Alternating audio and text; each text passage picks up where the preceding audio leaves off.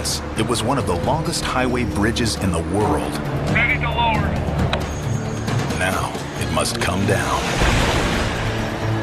22,000 tons of steel and concrete, and all of it must be recycled. Only these engineers will attempt to do it in a revolutionary new way.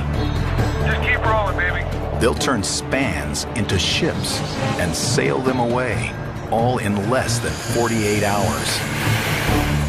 But with innovation comes risk. We're pushing everything to the limit.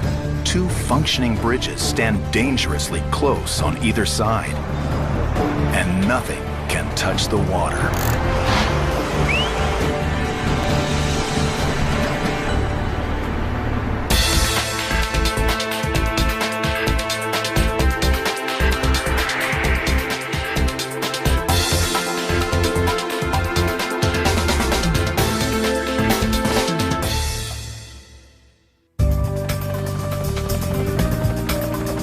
In the San Francisco Bay Area of California, drivers rely on bridges to overcome an incredible natural obstacle: water. A series of inlets, including San Francisco Bay. A body of water stretching up to 19 kilometers wide and 96 kilometers long.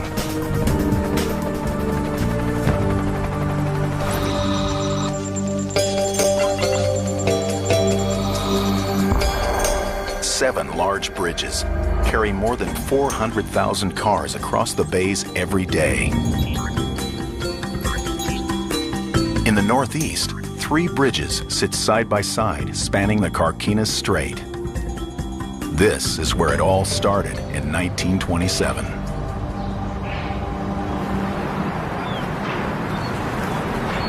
In the middle stands the once famous Carquinez Bridge. It was the first major bridge in the Bay Area. She was one of the world's longest highway bridges when she was built in 1927. 80 years ago, her 3 lanes were a traffic savior. Today, they're not enough. 109,000 cars cross this strait every day. The grand old Carquinez isn't big enough to handle the load, and she's too expensive to maintain. She must come down. This is how it's usually done.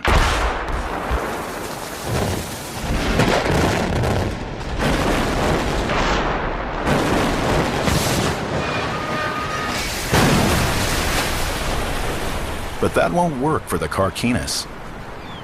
An explosion could damage the neighboring bridges. The one to the east sits just 40 meters away. The other even closer. But the Carquinez isn't just blocked in from the sides. It's also blocked in underneath. If any piece enters the strait below, it will pollute a protected habitat for seabirds, seals, and other wildlife, including rare and endangered species. Toxic lead paint covers nearly every part of the metal structure. When the California Department of Transportation decommissioned the bridge in 2005, they requested bids to see who could pull down the Carquinez in the right way for the best price. 5 contracting firms entered their bids. Most wanted to use large and expensive water-based equipment to dismantle the bridge. But one small firm, California Engineering Contractors, had a different idea. Their plan? To bring down each 630-ton section all at once by lowering them with cables onto 2 awaiting barges. Each bridge span would become a vessel, wider than the width of an aircraft carrier, and be pushed away by tugboats.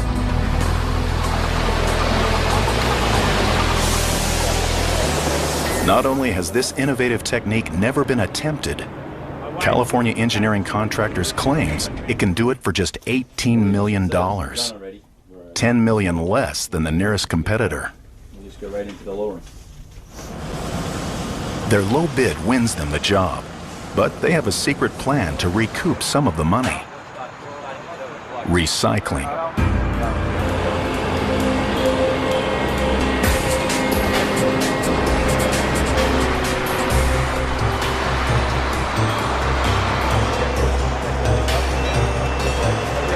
Workers hack at the bridge day and night.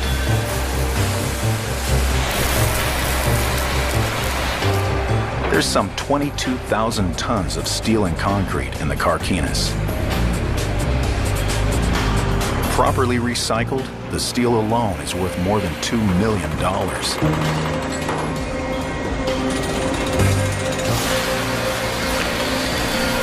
Project manager David Piermarini has planned this job for 8 months. There's little to no waste on a demolition project like this. What we do here on the job site is we cut it up into members that are manageable, put it into trailers and different types of containers, and they bring it right over to the scrapyard.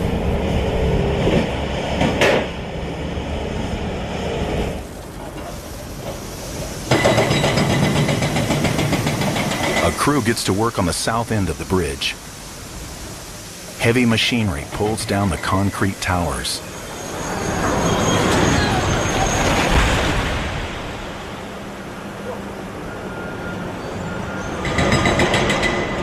Steel rods called rebar sit inside the concrete to give it strength.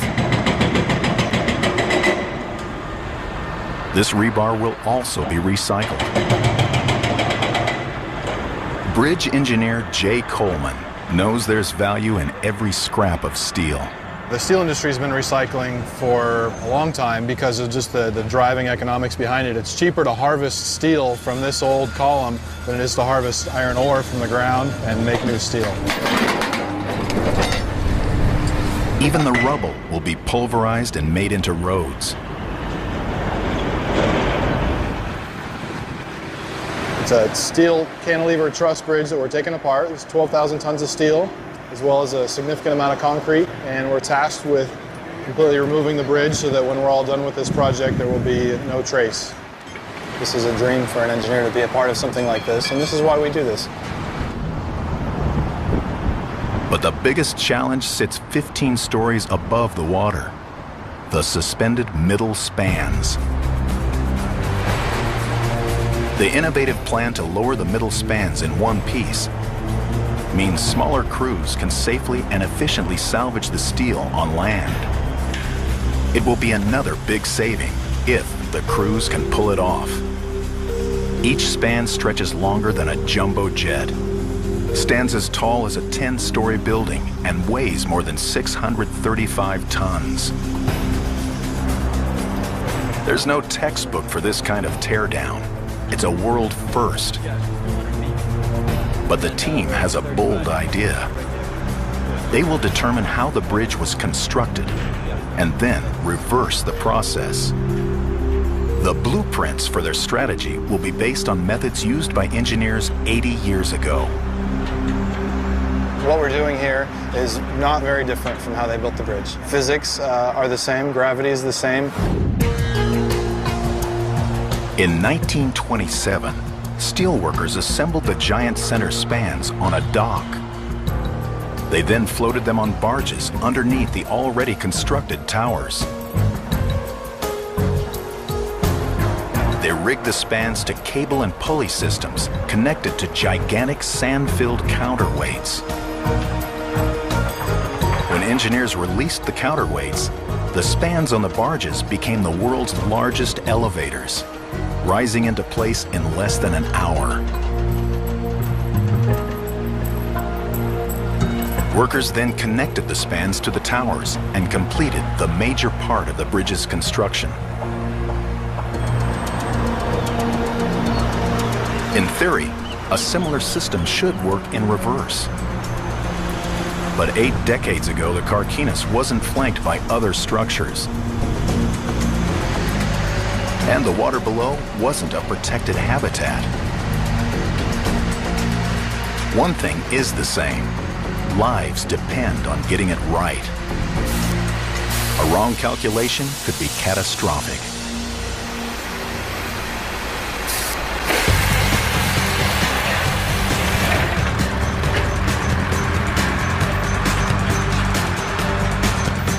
delicate feat of engineering requiring precise science is needed to safely take down the 80-year-old Carquinez Bridge.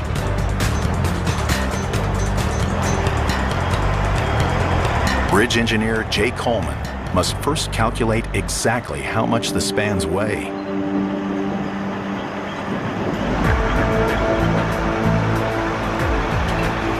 If we don't put enough thought into it, and if we don't do things step by step, you could get into trouble overloading the structure. It's in very close proximity to two lifeline bridges. Anything we do here can't damage those adjacent structures. The only weight they know for sure is the weight of the spans when they went up in 1927, 635 tons each. But those spans were raised before the concrete and steel road was laid over top. We really study the process of how the structure was built in the first place, because the simplest thing to do is to do a reverse engineering, to look at what seemed to work for the original contractor back in 1927.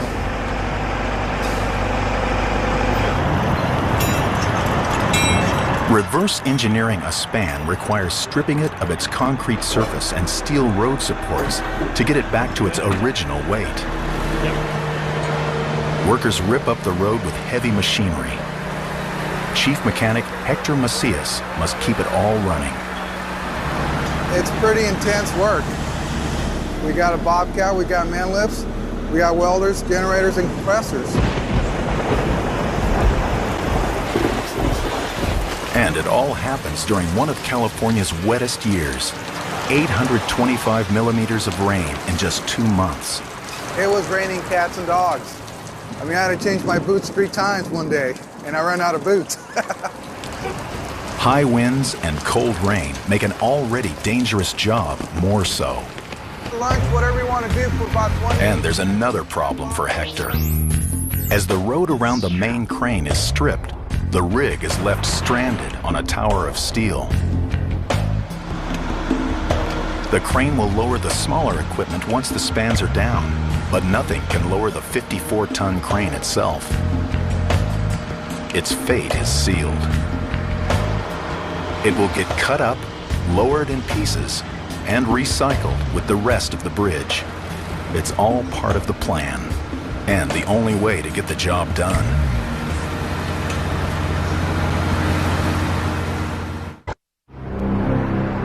With the roadway now gone, the spans weigh what they did 80 years ago. Now the engineers know exactly how much weight they must lower.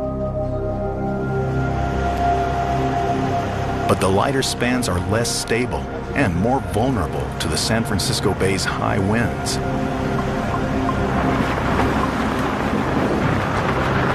The engineers know from history, a strong gale and an unstable bridge can be a disastrous combination.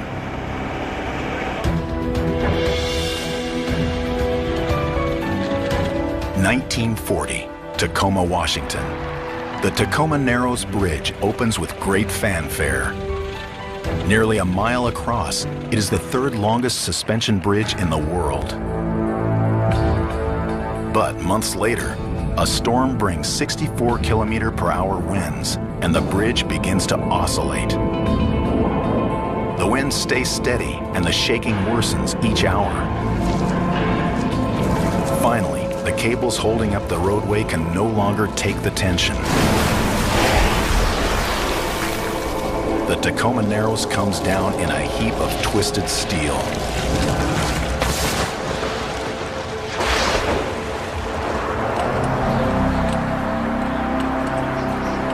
The Carquinez, stripped of its roadway, is also susceptible to high winds. Right now, each span is a shell and more vulnerable than ever.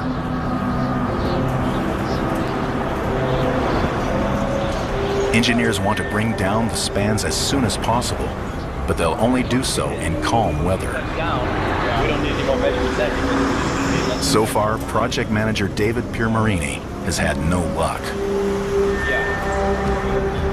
The winds keep exceeding the safety limit for lowering, 24 km/h. We set it up on 3 different occasions and had to postpone it on 3 different occasions.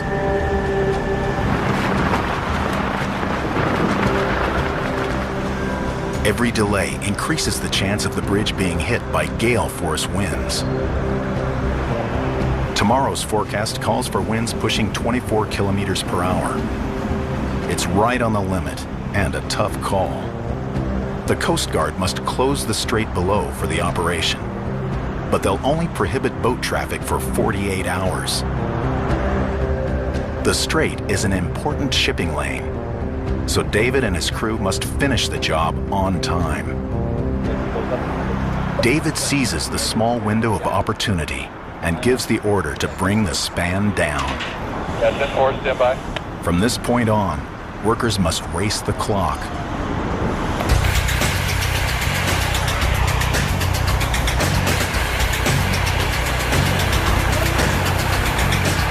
They start to cut the span loose. To stay on schedule, the 130-meter-long section must be cut free from the bridge and hanging from cables by nightfall. The crew uses oxyacetylene blowtorches to sever large trusses. These horizontal support beams sit on each side. These trusses will go straight to the recyclers with the rest of the steel structure. The price of steel has risen dramatically in the past few years, and we have 12,000 tons of steel here.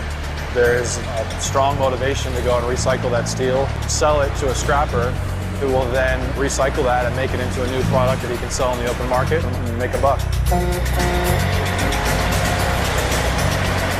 It will take nearly 1,000 truckloads to move all the steel from the bridge to the recycling yard in nearby Oakland. It can then be sold to manufacturers and made into anything from toys to automobiles, even a new bridge.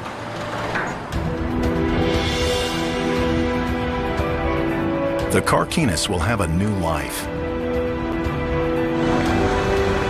It is a bridge with a future, but it also links these workers to the past. The last time this span received so much attention was 1927. It has stood so well for so long because its design was ahead of its time. When engineer D.B. Steinman designed the Carquinez, he had to contend with a serious concern: earthquakes. Just 20 years earlier, one of the most significant earthquakes of all time flattened San Francisco. The Great Quake of 1906 shook the ground for an entire minute, killing up to 3,000 people and reducing the city to ruins. Steinman knew he had to come up with some way to protect his bridge from future quakes.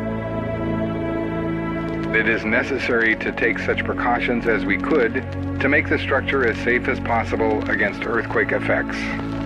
To tie the parts of the structure together in the event of an earthquake, hydraulic buffers were provided. These hydraulic buffers were Steinman's answer. He designed them to absorb any shaking. They were an engineering feature a half-century before their time. The Carquinez's decommission provides engineer and bridge historian Professor Hassan Astana a unique opportunity to study Steinman's work close up. So when the earthquake comes, the tile locks actually. So as far as we know, this was the first bridge that someone came up with the idea of putting dampers and hydraulic jacks to control seismic effect. It's like he's telling us the essence of what we do today 80 years earlier. He just saw it. No one knew for sure if Steinman's buffers would work. It wasn't until 1989 that they were put to the ultimate test. Upper deck crashing to the bottom deck.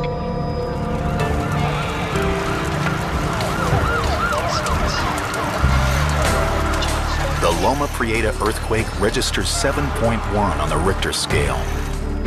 It knocks the nearby Bay Bridge out of service.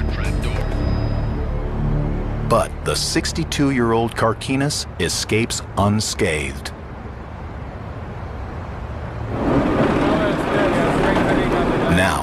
all the engineering that went into building the carquinus is reversed. After 8 hours, workers finally cut the last of the horizontal supports.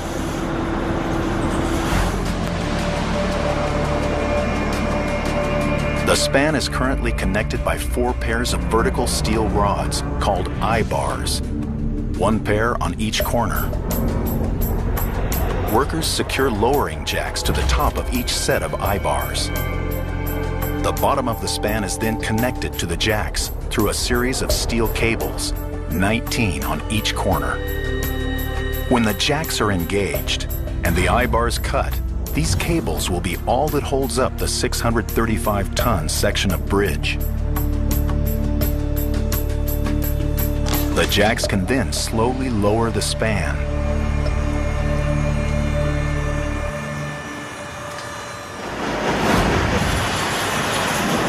But the span will be an incredible strain, and never before has anyone used jacks to lower a bridge span. They do know that a jack failure could be catastrophic.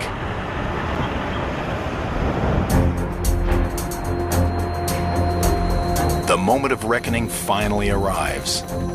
Workers are ready to free the giant span of the Carquinez Bridge, and the 4 jacks now sit ready to take the weight. The crew prepares to lower the span. Scott Soldis calls the shots. The 2 riskiest parts of the operation are getting it up on the jacks and then actually touchdown on the barges. There's many nights of waking up in the middle of the night and making mental notes of things that need to be done next day. Your primary responsibility down here is going to be making sure that you're feeding out enough of the tail. Work together on that. It's a matter of getting the right people in the right jobs at that point, not giving them too much information. Get the headphones on, get everybody in their place, and by 7 o'clock we should be lowering. Mechanic Hector Macias must keep the jacks working. Hey, Tim, it don't matter which way you stick the fork in. He'll personally oversee the 2 jacks on the north side. We have 2 different controllers, one on the south, one on the north. I'm on the north side taking care of both winches, east and west. Scott, do you have your radio on? Yeah, go ahead. Scott orders the jacks turned on for the first time.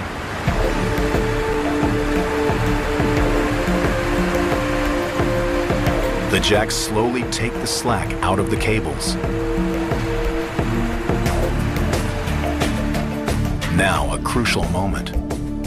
Before the jacks can lower the span, they must pull the span up so the cables are super tight. If there's any give when the I-bars are cut free, the 635-ton stretch of steel will jerk on the jacks. That momentum could collapse the entire bridge. But lifting the span too much, with the I-bars still attached, could also cause a catastrophic collapse.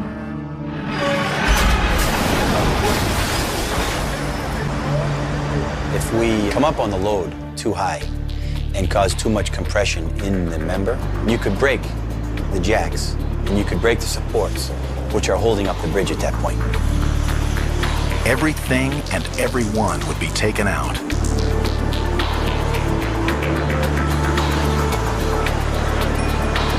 The jacks and cables now look to be taking the weight of the span. David orders the I-bars cut.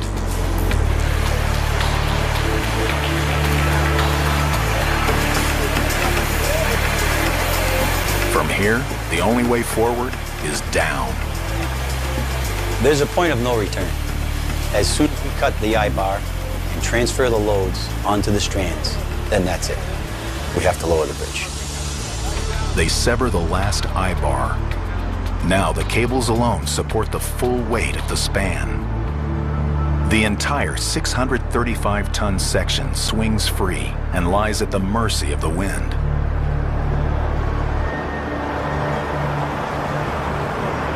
To bring the center span down safely, everything must come together at once.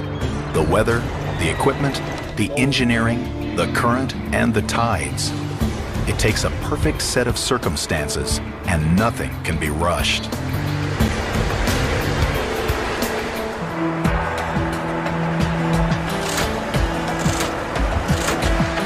Scott orders the jack operators to stand by. This time, they won't lift the span, they'll lower it. The fate of the operation and the lives of those on the bridge depend on the jack's ability to perform. Hector, go ahead and send your jack up to 16 and hold. First, the 4 jack pistons extend. North side, 16 inches to the top.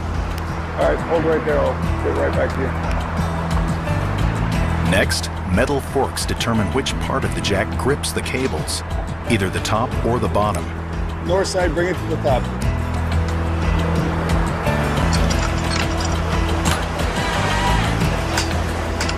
Now, when the pistons retract, the cables should lower the bridge span 40 centimeters. North side forks are in, ready to come down.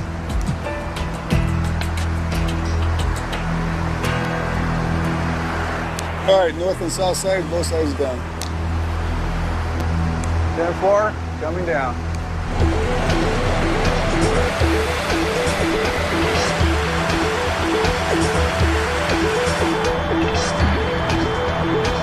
The head then will retract 16 inches, lowering the bridge to 16 inches.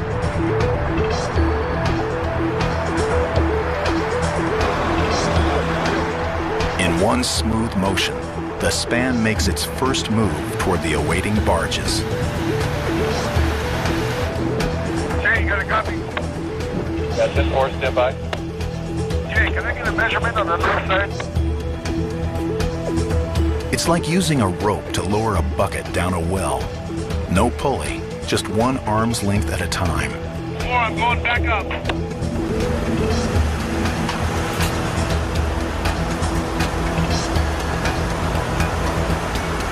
Removing the lower forks clamps the cables in place, freeing the jacks to reach up and repeat the process. It's a very repetitive thing. We move the jacks a certain way, put the forks in, take the forks out, and the strands lower the bridge. So far, the system works. The jacks handle the weight of the 635-ton span. They have a tight deadline to meet. The channel can only be closed for 48 hours. At the current speed, it'll take a full 10 hours just to lower the span, and they still must secure it to the barges. That's when there are no problems, and there's always one little thing that goes wrong. It just takes a long time. The team starts to fall behind schedule. Suddenly, 48 hours doesn't seem like enough time. A little slower than Scott had hoped for, but we'll get our learning curve. We need to bottom out on this end first. In addition to the slow speed of descent, there's a new problem. The center span begins to tilt. The span is only strong when vertical. If it gets seriously out of alignment, there'll be too much pressure on key girders and the whole span will fold like a house of cards. It happened before, with the construction of the Quebec Bridge in 1907. The Quebec Bridge is nearly complete, 270 meters and 18,000 tons, when the south arm of the bridge collapses under its own weight. 86 workmen are on the bridge when it buckles. 75 perish. After the tragedy, it takes 10 years to rebuild the bridge. But just as the jacks begin lifting the span up from the water, disaster strikes again. The Quebec Bridge has a single suspended span. It collapsed twice, and they almost got it completely done, and when they were lifting the suspended span into place, one of the jacks failed and the entire suspended span collapsed. This second mishap kills another 13 workers. Workers bringing down the center spans of the Carquinez Bridge face the same life-threatening danger. And suddenly, that nightmare scenario starts to inch all too close. We're about 8 inches tilted east to west, so the west side's about 8 inches lower than the east side. And it's just something that's happening with the northwest jack. He seems to be stroking a little further each time. We need to identify the problem.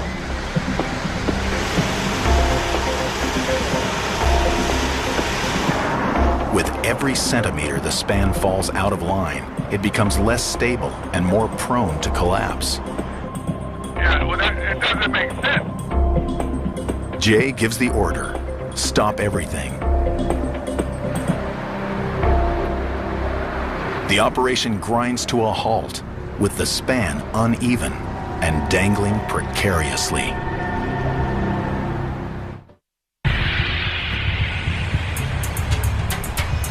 If they keep going, the jacks lowering the 635-ton span of the Carquinez Bridge will tilt the span dangerously out of alignment. One of the jacks is not keeping pace with the others. This malfunction could cause the span to topple into the water below, taking everything and everyone with it.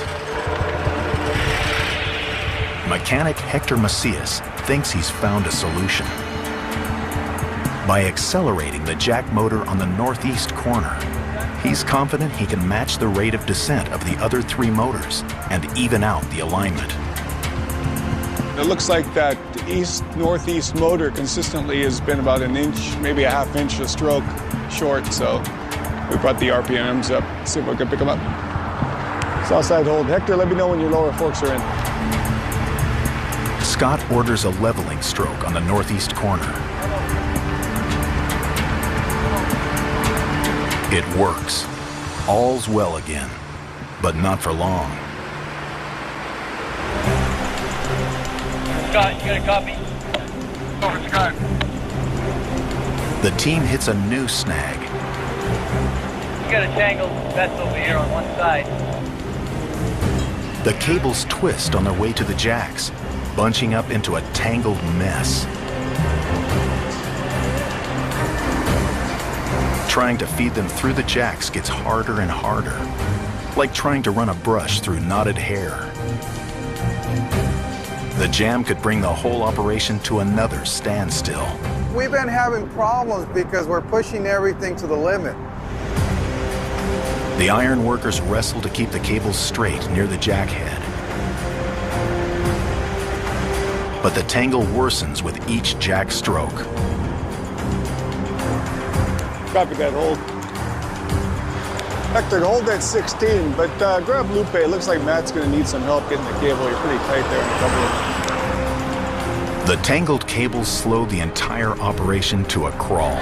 There's no time for a problem like this. Cargo ships expect the strait to reopen on time.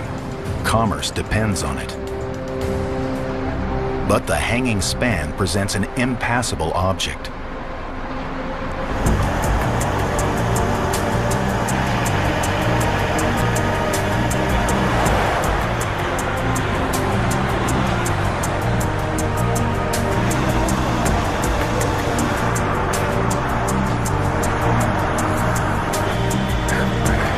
And now one of the cables is totally stuck.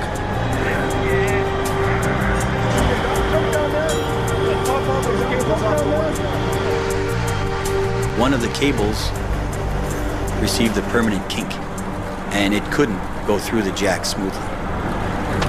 There's only one solution, and it's a last resort.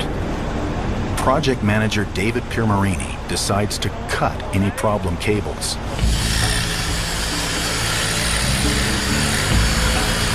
Each weight-bearing cable cut reduces the margin for error. Now, the remaining cables must pick up the span's entire weight.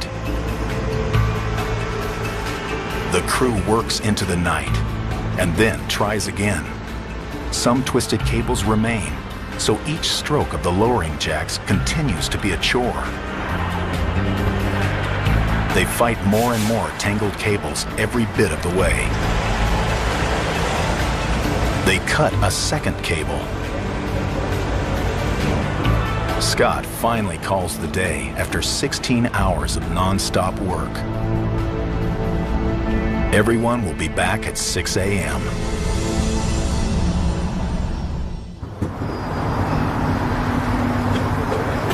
After just a few hours of sleep, How are you doing this morning? Good, how are you? the tired crew returns to finish the job.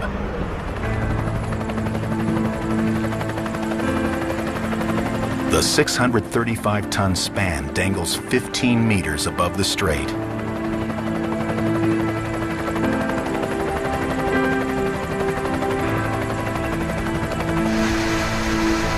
On Scott Soldis' command, they fire up the jacks and try again.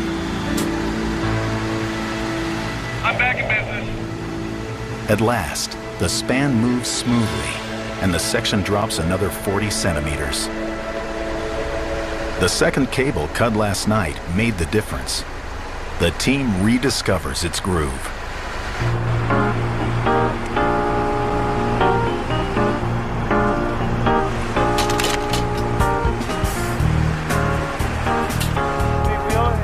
By midday, the span hangs just above the barges. The way things are going, we should make contact within 45 minutes after the barge is in place and ready for us to come down. Anchoring this. Oh, okay, so you guys, yeah, so it'd be easy to rehunt this. The first major handoff of the operation is within reach. Jeff Holfelder prepares to take over. Oh, we still have a good 10 feet to go. Jeff's daunting mission? Catch the 635-ton bridge span from below.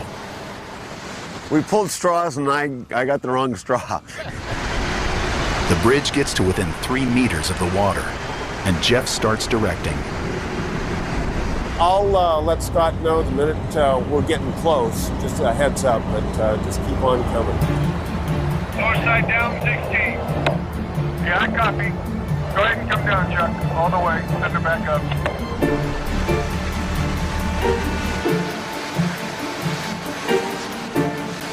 It's definitely more wind than they were predicting.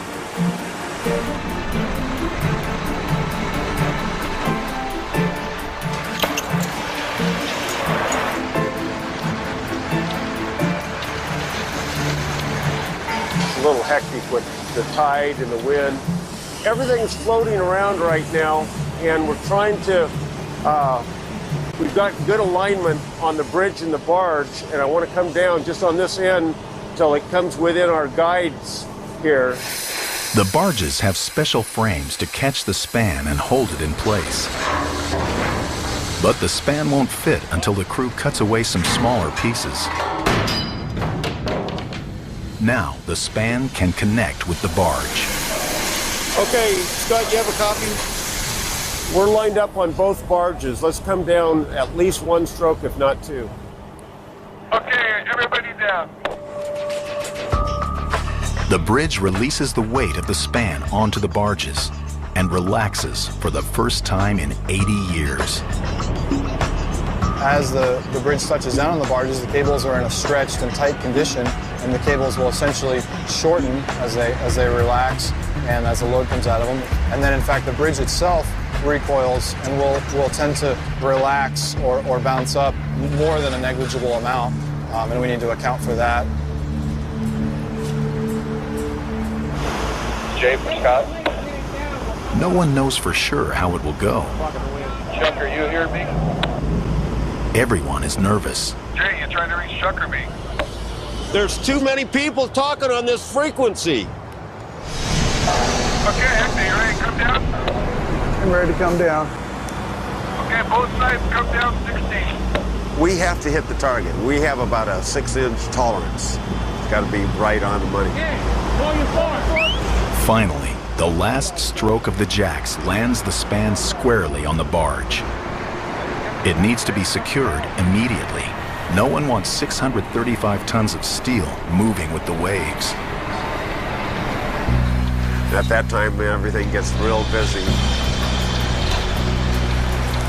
Scott, you have a copy? A copy.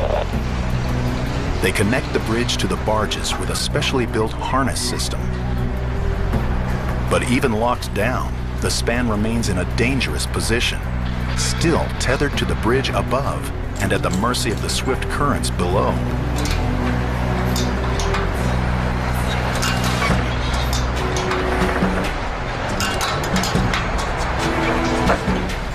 All all the cables must be cut and fast before the waves can make the cables pull on the bridge and cause it to collapse.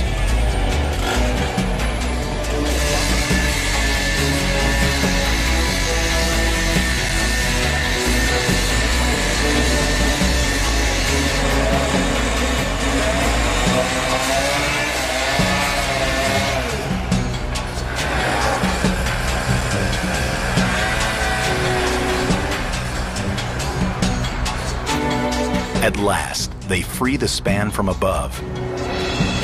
But there's no time for celebration. They still have to float the span 4 miles into the bay through a channel barely wider than the span itself.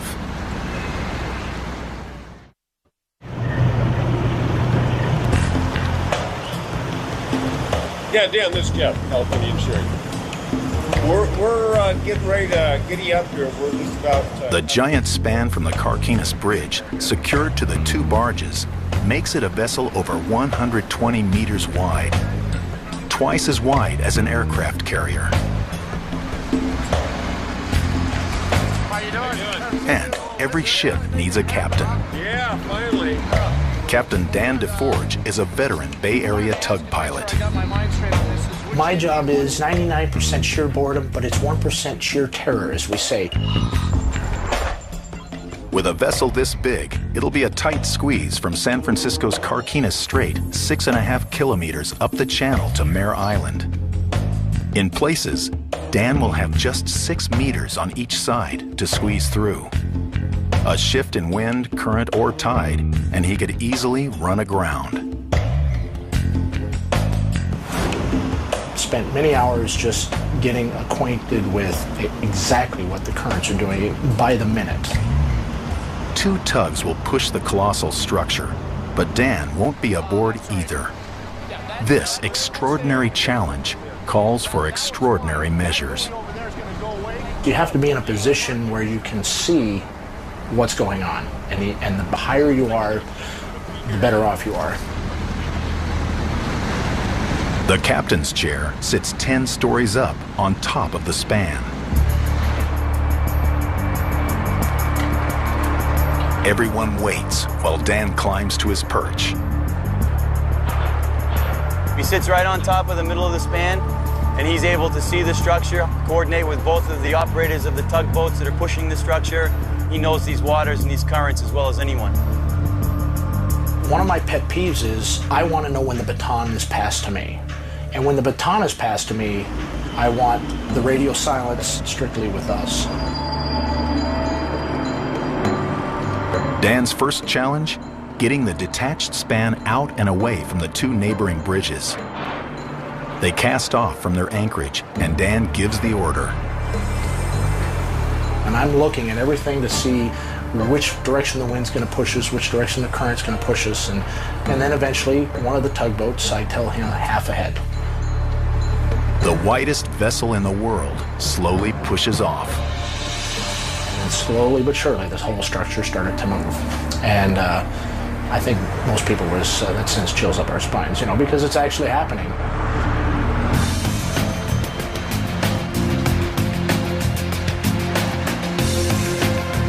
The good ship Carquinez sets sail on her first voyage in 80 years.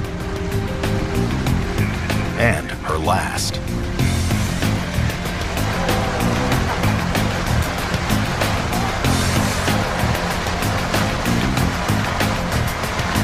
Now, Dan and his team must steer the new ship through the narrow channel. From the surface, there looks to be ample room to cruise through. But beneath the water, the channel narrows to less than 6 meters on either side.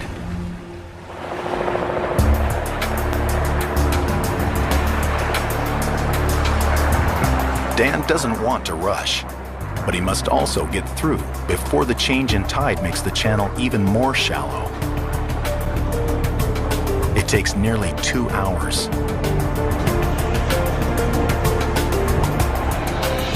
But they squeeze through. Only one final challenge to go, docking the ship. This is parallel parking on a giant scale. And Dan has not one, but 2 tugs to maneuver. This was, I think, probably the most difficult part of the job, actually, was getting the barges secured.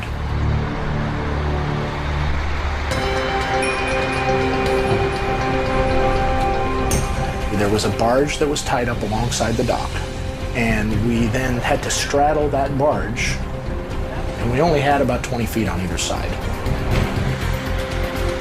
Slow and steady, the span slides perfectly into place. They've done it.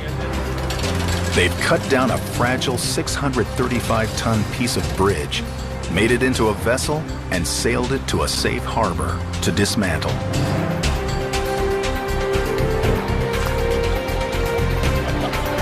The Coast Guard can now reopen the shipping lane right on schedule. And the workers can finally catch their breath. Good job, man. Thank you. Yeah, worked out fine. Perfect. Bird's eye view. Today's a happy day. I think I lost about a year of life already here. With the span now on land, the dismantling and recycling of the enormous structure becomes safer and cheaper. Less than 3 weeks later, the second bridge span comes down, and Dan transports it to the same location, all without any major setbacks. Very satisfying. Great day. The old Carquinez Bridge may be no more, but the steel from her giant spans will live on. Lowered, scrapped, and melted, the Carquinez will have new life.